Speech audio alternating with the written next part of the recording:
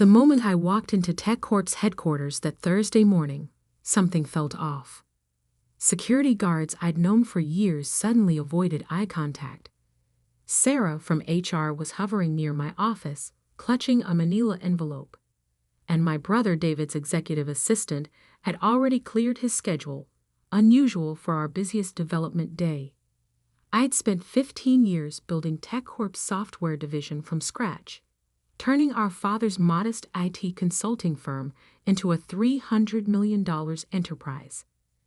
Every critical system, every proprietary algorithm, every line of core code had my fingerprints on it.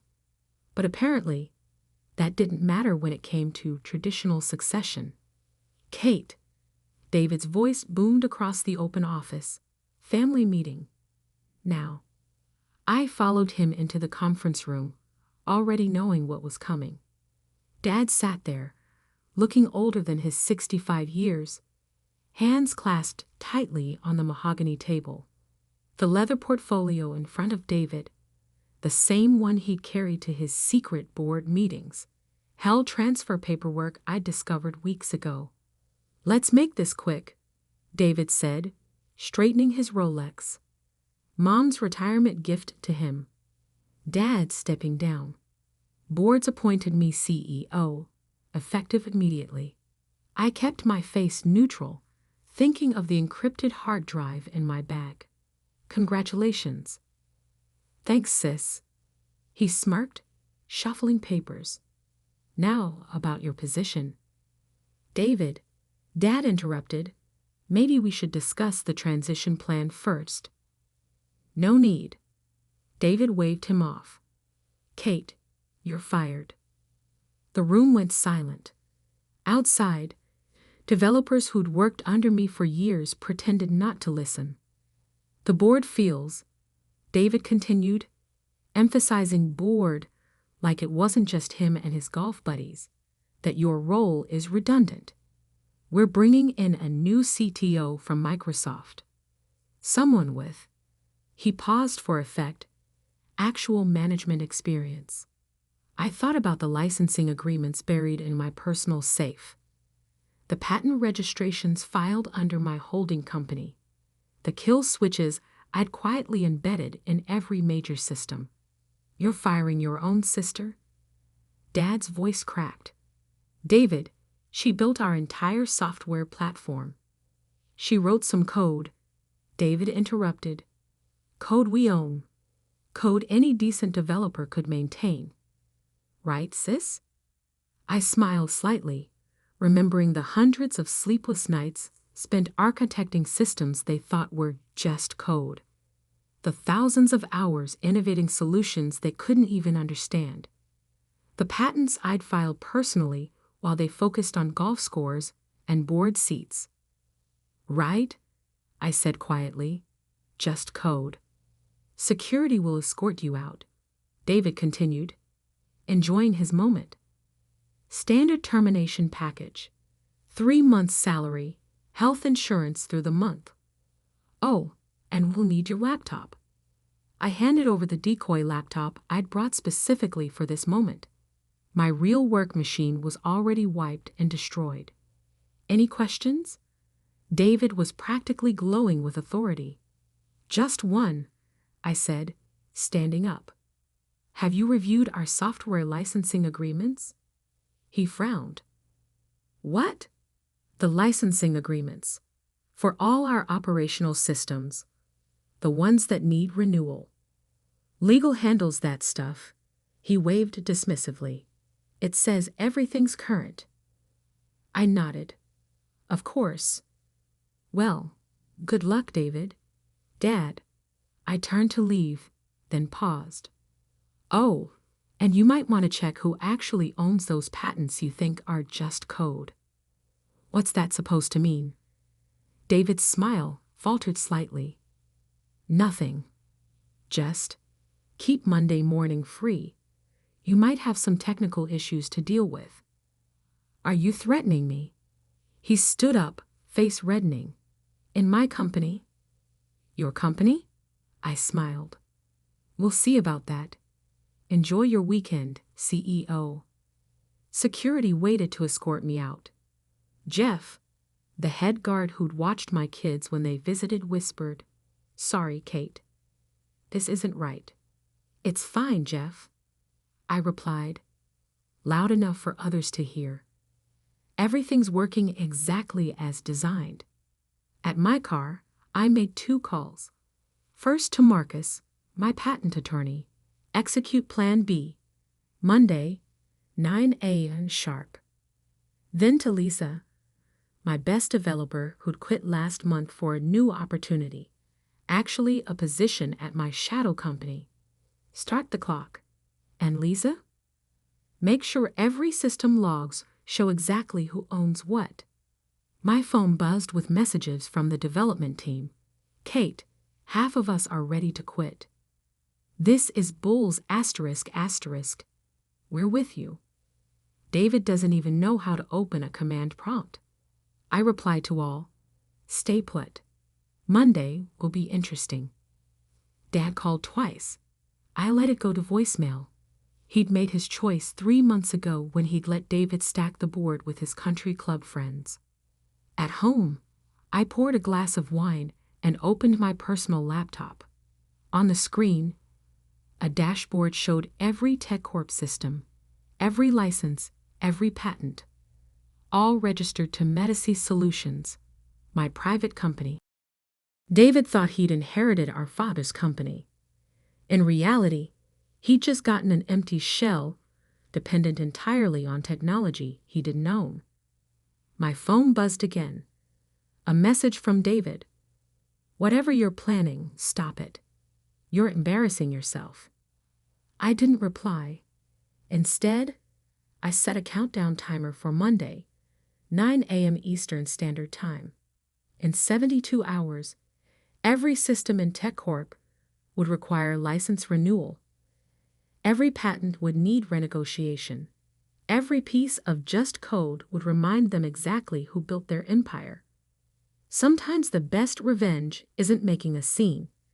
It's waiting for them to realize just how badly they've miscalculated. And David? He was about to get a very expensive lesson in software licensing. I spent Friday watching TechCorp's internal systems through my remote access. Access David didn't even know existed. Teams were scrambling to document processes, clearly realizing I was the only one who fully understood our architecture. The new CTO from Microsoft, Alan Brooks, had arrived early, already making rookie assumptions about our proprietary systems. My secure phone buzzed, a message from Lisa. "Brooks just tried to access the core repository. Should I let the authentication fail now?" "No," I replied. "Let him think he has access. Monday will be sweeter if they're confident." Through the security cameras I still controlled, another detail David had overlooked, I watched my brother strut around my former department. He'd already moved into Dad's corner office, replaced the family photos with his own achievements. Classic David, always focusing on appearances while missing the infrastructure that kept everything running. My other phone, the one David knew about, kept lighting up with messages. "Dad, Katie, please call me. We need to talk about this." "David, stop sulking. It's just business." "Sarah from HR, your severance paperwork needs signing." I ignored them all, focusing instead on my laptop where Marcus, my patent attorney, was walking me through Monday's strategy via secure video call. Medici Solutions ownership is airtight, he confirmed, shuffling papers. Every patent, every piece of proprietary code, even the underlying architecture, all registered to your company. TechCorp's been operating on a licensed basis for 5 years. And David never noticed the licensing fees. Marcus smiled. He approved them himself, called them standard tech maintenance costs in the budget meetings. Never bothered to read what he was actually paying for. On another screen, I watched TechCorp's development team chat. Dev 1, anyone else notice we can't modify core systems? Dev 2. Brooks says he'll rewrite everything from scratch if needed. Lisa. Good luck with that. Base architecture alone is 2M lines of code. I smiled, remembering the countless nights I'd spent building those systems while David played golf with board members. Every algorithm, every innovation, every elegant solution, all carefully registered under Medici Solutions. My phone buzzed again. A message from Mom. Your brother's just trying to modernize the company, dear. Give him a chance. Modernize. Right. David thought modernization meant new office furniture and fancy coffee machines. He had no idea that the real value of a tech company lay in its intellectual property. Property I'd quietly secured while they underestimated me. Kate. Marcus interrupted my thoughts. Brooks is trying to access our patent files at the USPTO. Let him, I replied. He's about to get quite an education in IP law. I pulled up the kill switch interface, a beautiful piece of code that would require re-authentication of every license, every patent, every piece of proprietary technology. At 9 a.m. Monday, TechCorp would discover that their entire operation depended on technology owned by the sister they just fired. My secure phone buzzed again. A message from Jensen Technologies, one of our biggest competitors. Heard about the leadership change.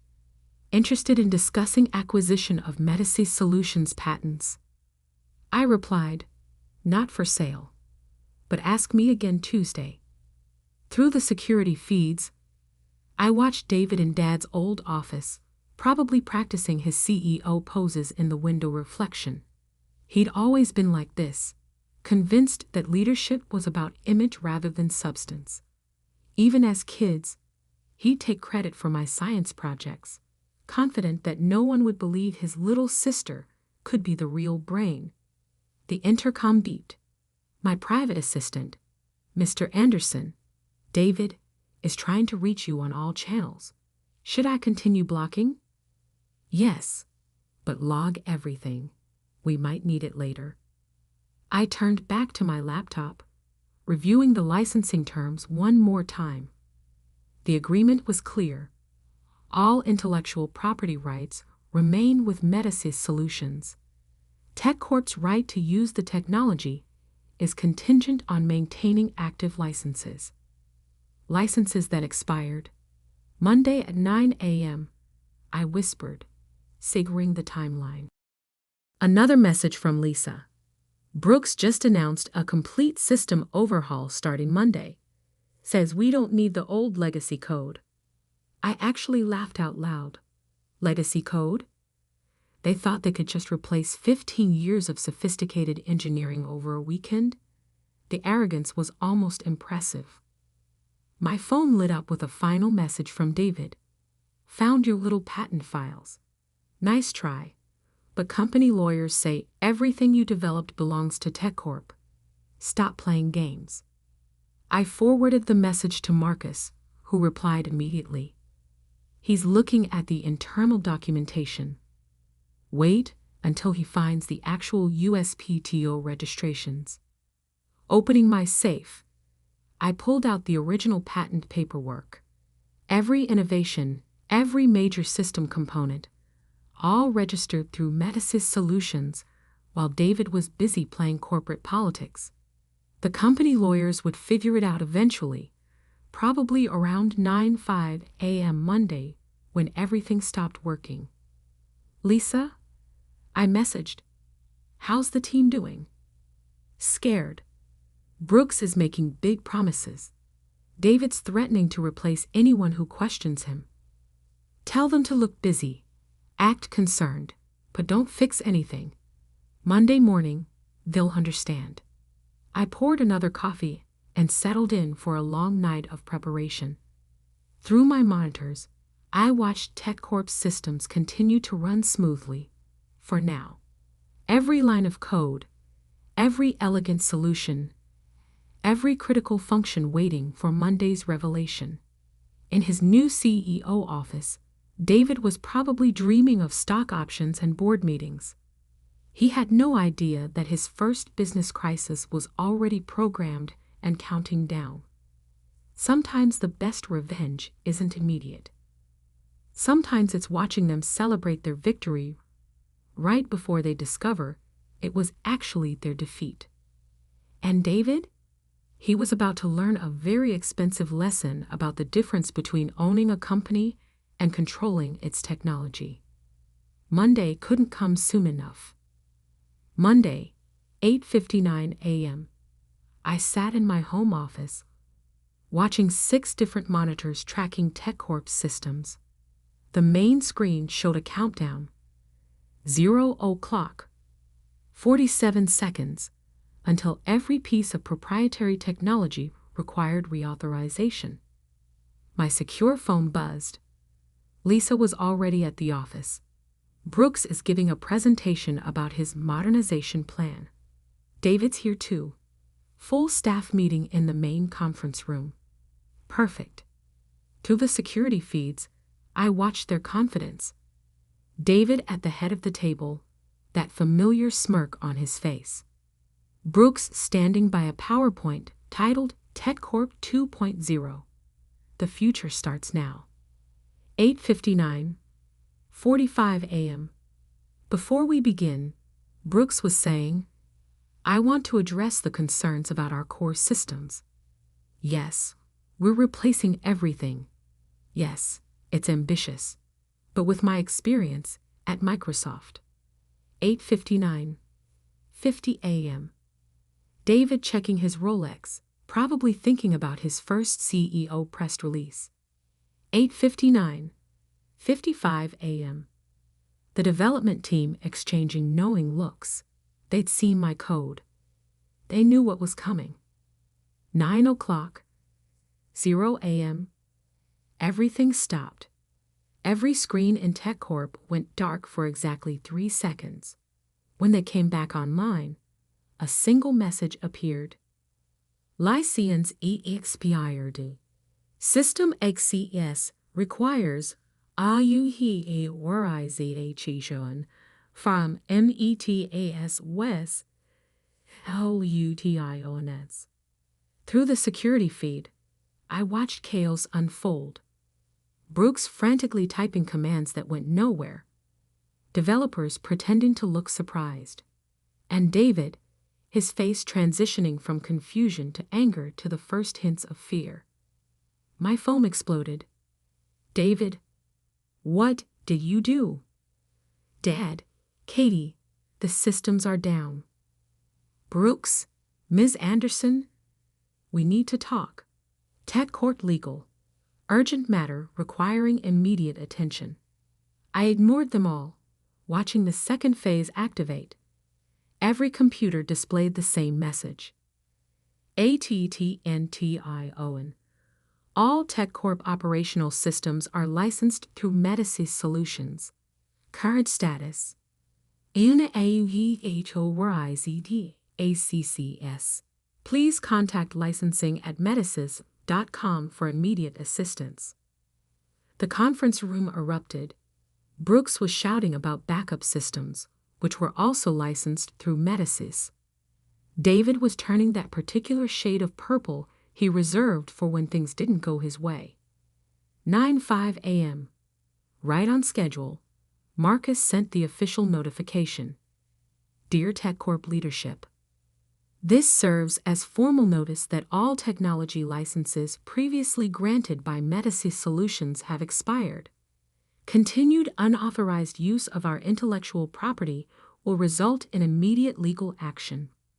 For reference, Metasys Solutions owns patents and rights to TechCorp's core operating system, all proprietary algorithms, customer management platforms, data processing architecture, security protocols. List continues for 3 pages. Current market value of licensed technology, $420 million. Through the cameras, I watched David receive the email. watched him finally understand what just code was worth. My secure phone buzzed again.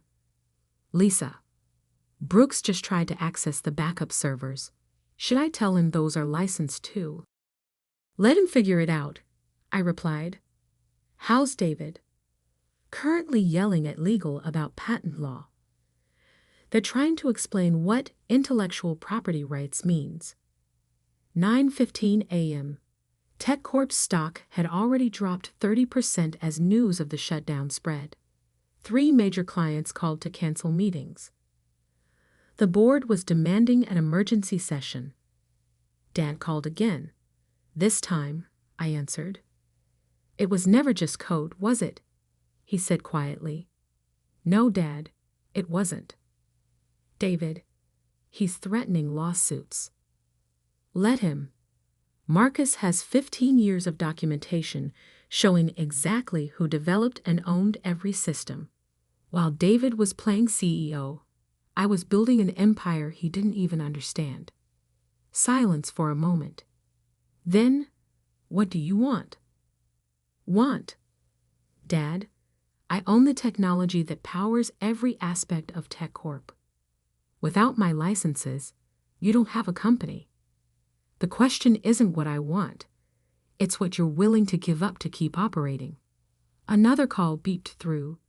Jensen Technologies again, probably raising their offer after seeing TechCorp's stock plummet. 9:30 a.m. David finally cracked. His message was desperate. Name your price. Whatever you want. Just turn everything back on. I replied with a single document. Complete transfer of CEO position and controlling shares to me, effective immediately. You can't be serious, he texted back. Every minute systems stay down costs roughly $50,000 in lost revenue. Take your time deciding. Through the cameras, I watched him read the message. Watched the realization hit that his victory lap had lasted exactly 1 business day. My phone buzzed again. The board requesting an emergency meeting. With me, not David. Funny how quickly priorities change when millions are evaporating. 10:00 a.m. TechCorp stock down 45%. 3 more major clients threatening to leave. David's precious golf buddy board members calling frantically. I opened my laptop and began typing. Dear TechCorp board. By now you understand the situation. Every piece of technology that makes this company valuable belongs to Metasys Solutions. My terms are simple. Complete leadership change. David's immediate resignation. New board elections. Full control of operations. You have 1 hour to decide between saving the company or watching it become worthless without its core technology. Regards, Catherine Anderson, CEO, Metasys Solutions. As I hit send, Lisa messaged one last time. David's packing up his office. Brooks just called Uber. When should I tell everyone we can turn systems back on? When the paperwork is signed, I replied. And Lisa? Make sure the cameras record everything. Sometimes you need to keep memories of perfect moments. Because sometimes the best revenge isn't just winning. It's making them realize that they never actually had control in the first place. And David? He was about to learn that in tech, the real power isn't in the corner office. It's in the code. By Tuesday morning, the business world was buzzing with headlines. TechCorp leadership shakeup. Catherine Anderson takes control. Tech Sisters revenge. How hidden patents changed a company overnight. Metasys Solutions reveals true power behind TechCorp's success. I sat in what was now my office, not David's, not Dad's, but mine, watching the stock rebound after the morning announcement. TechCorp shares had jumped 60% since I'd reactivated the systems and revealed our new leadership structure. The developers had given me a standing ovation when I walked in. Brooks was long gone, his modernization plan nothing but recycled paper in the shredder. And David? He'd left his Rolex on the desk. Mom's retirement gift, now looking more like a symbol of premature celebration. My secure phone buzzed. A message from Lisa. Google's CEO wants a meeting. Says your patent portfolio is incredibly impressive. Of course it was. While David had been practicing power poses in mirror reflections, I'd been revolutionizing enterprise software architecture. The patents he dismissed as just code were worth more than TechCorp's entire market cap. Dad appeared in my doorway, looking smaller somehow. The board meeting is at 10, I finished. And yes, you should attend. After all, you're still a shareholder. Minority shareholder, but still. He stepped in, glancing at the changes I'd already made. Gone were the golf tournament trophies and Manager of the Year plaques. In their place, framed patents and system architecture diagrams, the real trophies of a tech company. Your brother has been offered a position at Jensen Technologies, I said, pulling up an email. They think his traditional business experience could be valuable. Of course, they don't know he can't tell a database from a spreadsheet. Katie, it's Catherine, I corrected, or Ms. Anderson, if we're being professional. My phone buzzed again. Microsoft wanting to discuss licensing agreements. Amazon inquiring about potential partnerships. Tesla's innovation team requesting a meeting. I never saw it, Dad said quietly. All those nights you worked late. The systems you built. I thought. You thought I was just the reliable daughter, the tech person, the support staff. I turned to face him fully. While David played golf with board members, I was building an empire right under your noses. Every system, every innovation, every piece of technology that made this company valuable, it was all me. Through the glass walls, I could see the development team working with renewed energy. They'd all received substantial raises this morning, along with equity in the newly structured company. The family dinner this Sunday, Dad ventured. Your mother's hoping. I have dinner with Google's executive team on Sunday, I replied, checking my calendar. And Monday, I'm meeting with venture capitalists about expanding Medici Solutions. Turns out a lot of people are interested in technology that can shut down a $300 million company with one command. My executive assistant appeared at the door. Ms. Anderson? The tech journalists are here for your interview. And Jensen Technologies called again about licensing agreements. Dad took the hint and stood up. At the door, he paused. For what it's worth, I was wrong. We all were. I know, I said, turning back to my monitors. The market cap proves it. The rest of the day was a blur of meetings, interviews, and strategic decisions. Every hour, our stock price climbed as the market realized what David had missed. TechCorp's value wasn't in its corporate structure or traditional leadership. It was in the technology I'd built and protected. Around 6 p.m., as the office was quieting down, Lisa brought in one last update. David's things have been cleared out, she reported. But we found something interesting in his files. He'd been planning to sell off the tech division, called it support staff, overhead. I actually laughed. Sell the only part of the company worth anything? Classic David. Also, she continued, Brooks had started documenting our systems. Want to see his analysis? She handed me a folder. Inside, pages of confused notes tried to make sense of my architecture. It was like watching a kindergartner try to decode quantum physics. My phone buzzed one final time for the day. A message from Mom. David's devastated. Surely there's a compromise. I typed back, "There is. He can apply for an entry-level position. Learn the business from the ground up. After all, isn't that what you always told me? Start at the bottom, work your way up." Looking out over the city skyline from my office, my real office, I felt a satisfaction deeper than revenge. This wasn't just about proving them wrong. It was about showing them what just code could do. The next morning, TechCorp's new leadership team gathered for our first strategy meeting.